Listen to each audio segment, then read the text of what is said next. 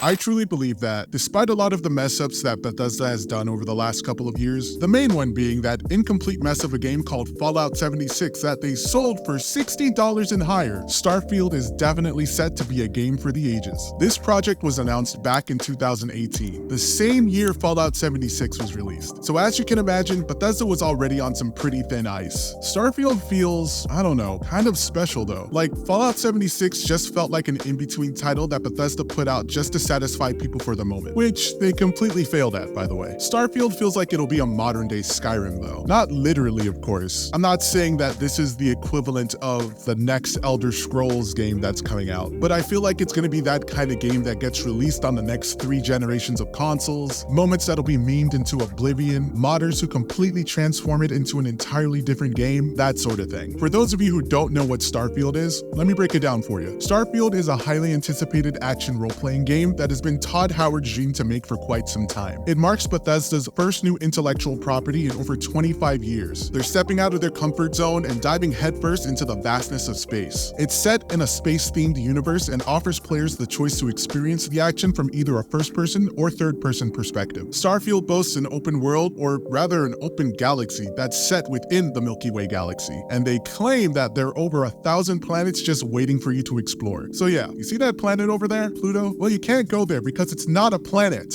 Nah, I'm just playing. If Pluto's there, I'm sure that you could take a stop there as well. The landscapes in Starfield are a mix of procedural generation and handcrafted content. It's like a cosmic mashup of algorithmic wonders and human creativity. The game generates terrain, alien flora and fauna, and other points of interest based on factors like the star system and the planet's atmosphere. It's all about creating an immersive and diverse universe for players to get lost in. As you explore the game world, you'll come across a bunch of NPCs who can join your crew. They can help you out in combat, carry items, or even speak on your behalf when things get heated. Some of these NPCs might even have something to say about the choices you make, so you better choose wisely. You can also station your crew members at any outpost you construct. They've all got their own unique set of skills and abilities, and some of them might even catch your eye in a more romantic way too. At the start of the game, you'll have the chance to customize your character from body type to voice type, appearance, and background. It's all up to you. You can even choose traits that will give you a leg up or present some challenges along the way. It's your chance to create a silent protagonist who's ready to conquer the stars. So, where is all of this coming from? Why am I randomly showing this wave of interest for Starfield all of a sudden? Well, during the Starfield showcase that was presented right after the Xbox showcase, I couldn't help but feel this sense of excitement with what they had shown. They weren't holding back and even showed improvements to certain issues that had been in previous showcases for the game. Every time we see Starfield, Todd Howard and Bethesda are doing their best to show that they've learned from the mistakes of trying to cut corners. From trying to sell unfinished games for full price and then taking multiple years to make the game feel like how it should have felt upon release. The showcase showed us things like the improved combat system. I remember the first time they showcased it about a year ago. I usually try to be optimistic about certain games and their features, but at the time of viewing the combat of the first trailer, the hype for it just wasn't there. It looked too odd. Maybe it's from us being accustomed to games like Call of Duty, Far Cry, Battlefield, etc. Games where they really let you know the impact of your shots and kills with the visuals and sounds. I feel like we just didn't get that the first time they showed us the combat, if that makes sense. That all changed with this newer combat mechanics overview. I mean, they even said it themselves. It was a straight up combat overhaul. I'm not even a stealth player, and I feel like I'm gonna have to put on a sneaking suit just to have an excuse to use the suppressor they showed off. The combat does feel a lot more fluid, and like I had mentioned before, certain elements from other shooters have made their way into this updated combat overhaul. Things like the hit marker when enemies get shot. I know it's something minor, but man, seeing that and hearing the sound of the bullet impact, it just makes the combat so much more satisfying. And dude, did you see the weapons that were being used? We see the P90 looking weapon once more, but the mag weapons? Looks like you'll be making Swiss cheese out of your enemies, and I seriously can't wait to get my hands on it. They even have this one landmine looking thing that completely freezes any threats coming your way, and though it cuts right as the character strikes, I'm assuming your enemy shatters if hit hard enough. It does feel a lot different than the Fallout combat, and that's not a bad thing. This feels so much more clean and stable, which is something that's been needed in Bethesda games for quite some time. One thing that's got me really excited for this game, and I'm sure a lot of other people will agree, is of course the exploration. I know a lot of people are skeptical about the whole 1,000 planets thing that Todd Howard keeps talking about, right? No? Just me?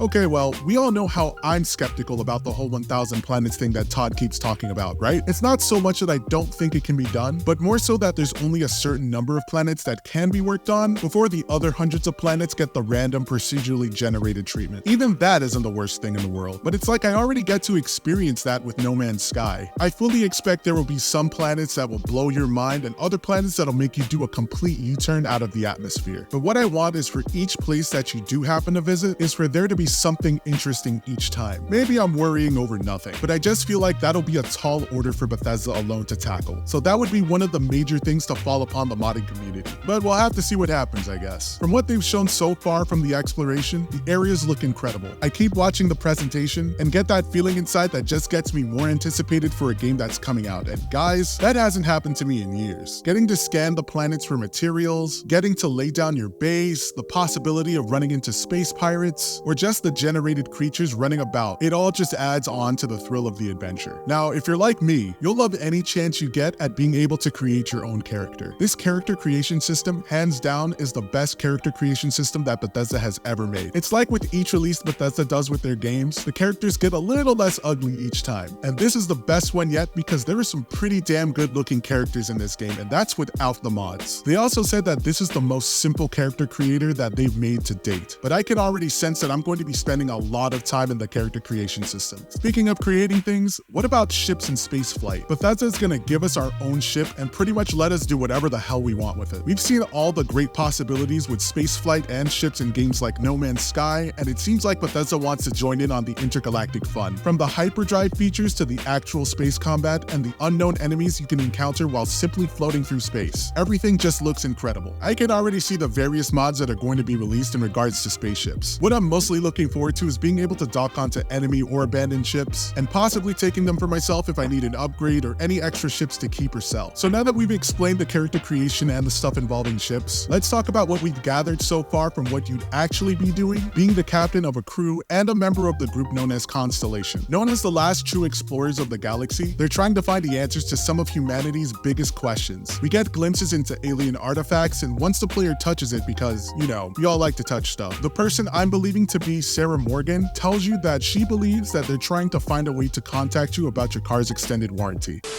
Reach out to you about something we don't know. But I'm sure that artifact and whatever created it is going to be the main focus of the game. All of this is discussed in a place called New Atlantis, by the way. What Bethesda is claiming is the biggest city that they've ever created, and it looks absolutely stunning. I'm already looking forward to running around like an absolute nuisance and picking up a bunch of side quests that'll take me forever to finish before I actually get to the main quest line. But hey, that's the way to play RPGs, right? I also can't wait to build relationships with each one of my crew members so that we can go on the greatest adventures together. It truly feels like a blend of Mass Effect and No Man's Sky. And a lot of people are saying that this isn't even supposed to feel like Fallout in space, but rather Red Dead Redemption in space, which I think is a really interesting take. From the things I've seen, and yes, even the part where there's an actual gunslinger that's going to duel another gunslinger, this is a very great possibility. Also, did you guys see that one Neon City? What was it called again? Oh, Neon. Well, yeah, that place already looks more lively than Night City itself. I just love that you're more than just some astronaut with guns, and Bethesda has really been doing their best to showcase that. Todd Howard and the team have done one hell of a job selling this game, because every time we see it, despite how skeptical we want to be considering how things were with Fallout 76, we can't help but feel that this game will just somehow be extremely remarkable. I mean, just look at the trailers they put out to hype up the game. Listen to the enthusiasm in the voices of the people who built this project and are eager to have us play it. Listen to the confidence and fear that Todd Howard has in his voice whenever he presents new information regarding this dream game of his. You can tell that he just wants us to love playing this game as much as he and the team loved building it, and I respect the hell out of that. Whether you're the most hardcore gamers or more casual ones like myself, one thing is certain: games are meant to bring happiness to people. And sure, you can talk about games like Elden Ring and all those other difficult games that bring out the rage in people, but there's still a sort of happiness to be felt when playing them. Starfield is a game that has a lot of things for multiple people, and Bethesda has done their best to show that they want you to play the game not how they want you to play it, but how you want to play it. It's been a long time since I've been hyped for a game like this. this. Like, I think the last time I had been hyped for something like this to the point where I wish that we were in the month of release already was probably Red Dead Redemption 2, funny enough. Starfield has the makings of an absolute Game of the Year contender that'll have your futuristic adoring fan foaming at the mouth, and the game hasn't even been released yet. Seriously though, thank you for bringing that fan back and the same voice actor. That's a true definition of giving fans what they want. So get your spacesuits ready, my fellow casual gamers, because Starfield is going to be revolutionary. What do you guys think about Starfield and everything that was presented in the Starfield Direct? Do you have faith in Todd Howard and the team? Do you also think that this game is going to be a Game of the Year contender with the things that were shown? And what are some of the things that you're looking forward to when Starfield does eventually come out? Let me know what you guys are thinking in the comments. This has been your friendly casual gamer, hoping that you stay as casual as I do, and I'll see you next time.